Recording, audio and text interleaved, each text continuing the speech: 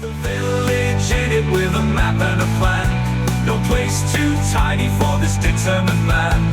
Crossing the counties one by one, he'll see in every English corner a bit of history.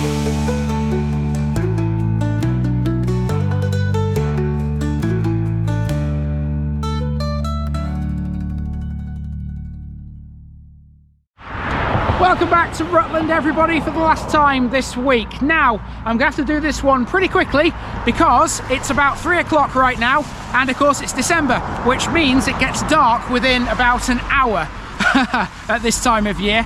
But to be fair, I'm not going to need an hour to walk around this place. Oh, no, because there's only about 2 or 3 features in this one. One of them is Rutland Water, which we've already seen. Another one is a hotel, and the other one is probably Rutland's most iconic landmark, bar none. Welcome to Normanton.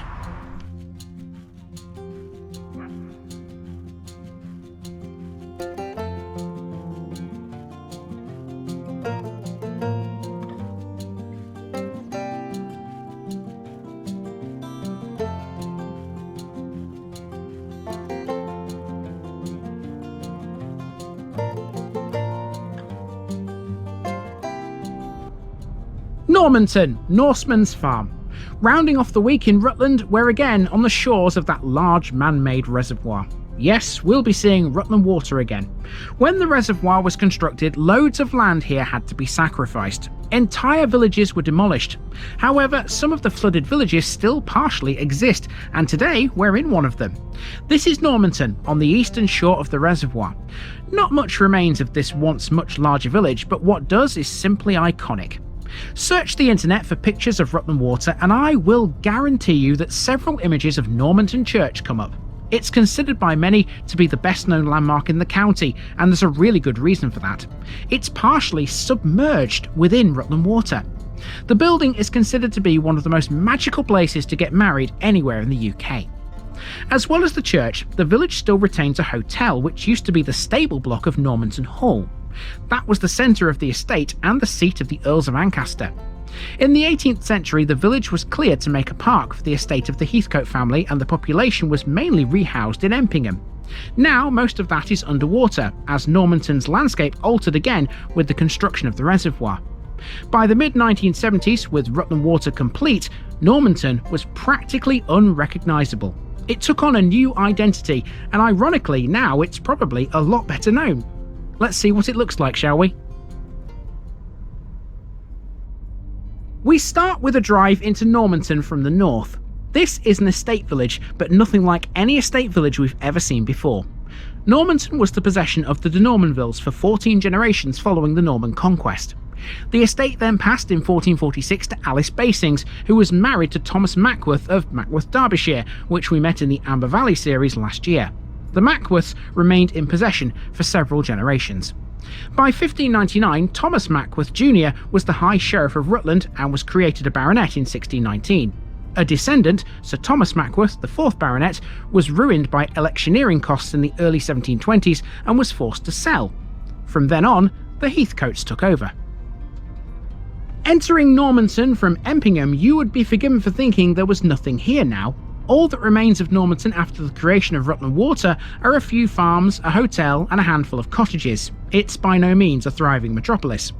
Normanton was a much larger village. Some of it was parkland tied to Normanton Hall, but now most of it is under the waves of the reservoir.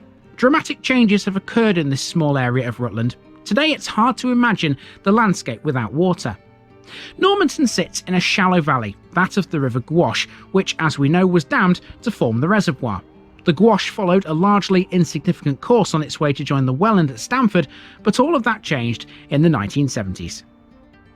Here we are again at the shoreline of Rutland Water, filled by pumping water from the River Nene and the Welland. By surface area it's the largest reservoir in England, but its capacity is still exceeded by that of Kielder Water in Northumberland.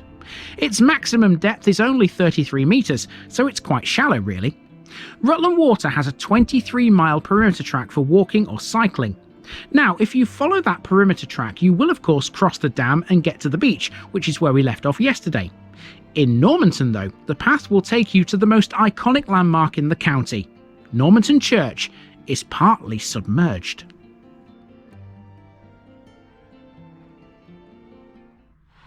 Now, we've seen some absolutely awesome churches on this channel, haven't we? But here in Normanton, there's one which probably outstrips the lot. Check this out.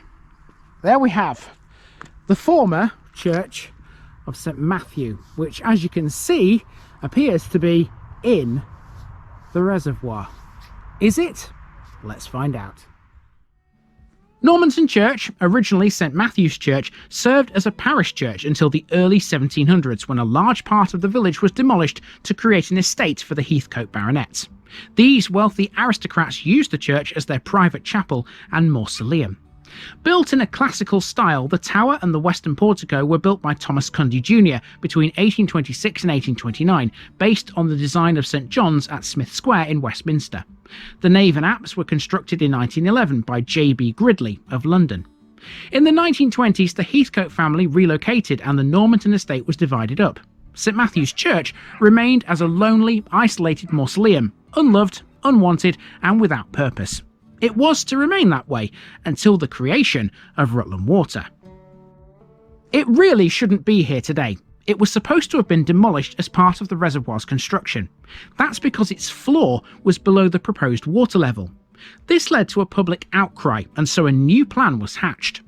The lower half was filled with stone and rubble, and a concrete cap was constructed just below the level of the windows. An embankment was built around the church, leaving it a prominent feature on the water's edge. That means that part of this church is in the water, leaving only the top part visible above the waves. The structure appears to float on the lake when the reservoir is full. The church, theoretically, sits on a small island and it's connected to the shoreline via a causeway. Because of its unique situation and being surrounded on three sides by Rutland Water, Normanton Church is the perfect place for a wedding of fairy tale splendour. Professional wedding photographers remain grateful for that public outcry because thousands of beautiful photographs have been taken right here outside this very building. It formerly housed a museum, recording the history of Rutland Water and how this very building was saved from demolition. That's now located in the visitor centre instead at Sykes Lane.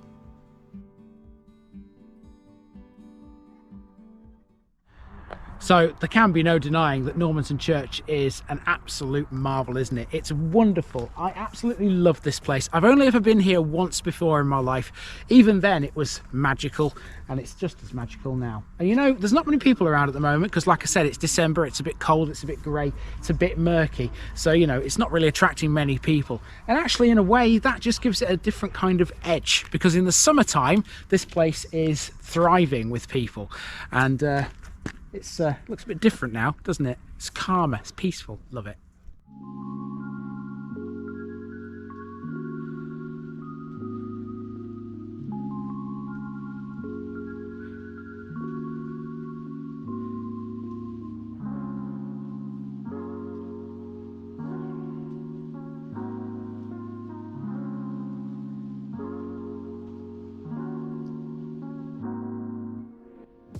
Just along the shoreline of Rutland Water is another building that survived the construction of the reservoir, except this time it's not actually in the water. This is the former stable block of Normanton Hall, which has become a hotel since. Now demolished, Normanton Hall was the large country house at the centre of the estate. After being bought by Sir Gilbert Heathcote from the Mackworths in 1729, the hall was rebuilt between 1735 and 1740 to the designs of Henry Joynes and Sir Gilbert Heathcote, the third baronet. In the 18th century, the village was cleared to make a park for the estate of the Heathcote family, with the population mainly rehoused in Empingham. With the creation of Rutland Water, a lot of that parkland is now gone. Following the death of Evelyn, Countess of Ancaster, the estate was sold off in 1924, but the mansion could not be sold intact. A further auction in 1925 sold the fixtures and fittings, and then the shell was demolished. All that remains now is the stable block, which is now the Normanton Park Hotel.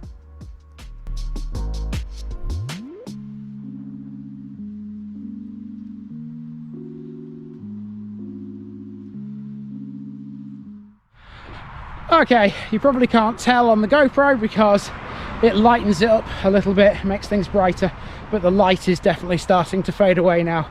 I've had a fantastic day here in Rutland, and I hope you've enjoyed all these 7 episodes I've put out this week.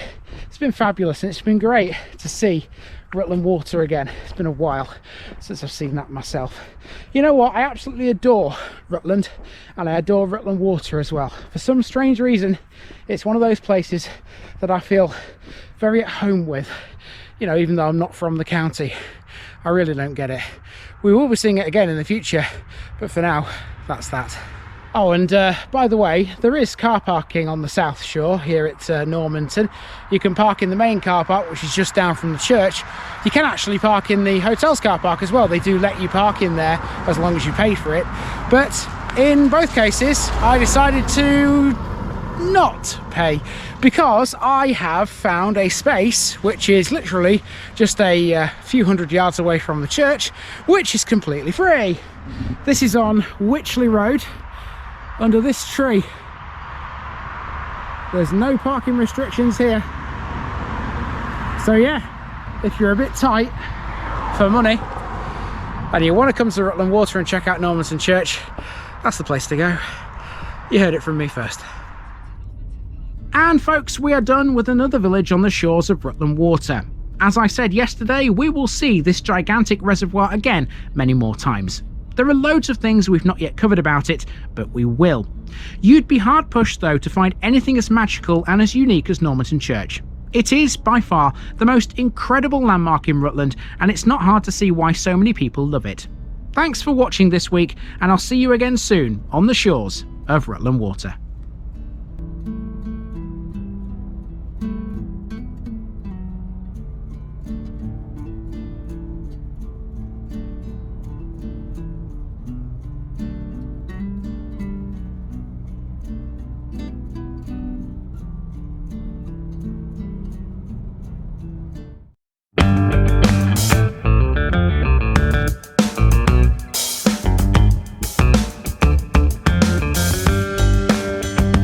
Now, just before I go, remember, this video is part of a huge project to visit every civil parish in England.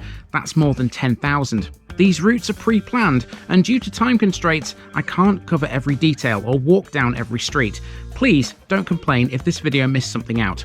I pronounce names how I choose to. I am very aware that local dialect may vary, and I don't take kindly to criticism about this. You've been warned. It's impossible to know everything too. If this video was terrible, make your own. If you're a regular watcher of The Village Idiot, you're not the only one. If you've got a small business, why not use my videos to advertise it? Leave a comment below if you're interested. And finally, thanks for watching this episode, everybody. Give us a like and a subscribe if you've enjoyed this episode, and share it with your friends and relatives. It all helps to keep this mission going. Until next time, I've been Andy, also known as The Village Idiot, and I'm out.